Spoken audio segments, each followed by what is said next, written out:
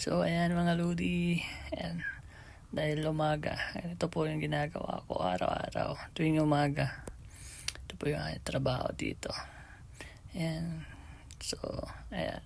O, sipag ko no, may dalang walis. Paglagyan ng mga damo-damo, mga tuyot na dahon.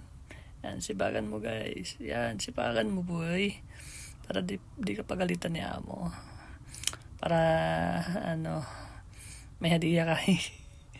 Yan po, ang trabaho ko po dyan ay isang hardinero. Ayan guys. Para malaman po ng lahat ng nakakaalam. Baka alam nyo dyan ay maganda buhay ko dyan. Hindi. Isa po akong hamak na tagalinis, hardinero po ng bahay na napakaluwang. Yan. Tsere. Pero mababait yung mga amo namin dyan.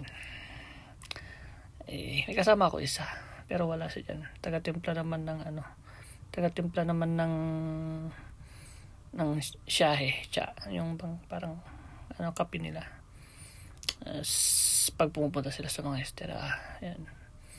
Kasama. Ayan. Sipag ko yun o. Tsere. Ayan. Sipag mo boy. May hadiah ka sa akin. Shout out po sa lahat. Diyan lang naman po yung ginagawa ko dyan. Tapos patubig sa mga halaman. Tapos linisin kailangan araw-araw malinis yan. Tapos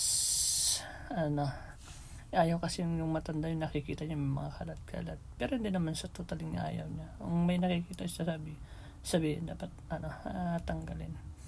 Paano halos oras-oras may nalalaglag na dahon. Tuyot na dahon. Ayan, ganyan.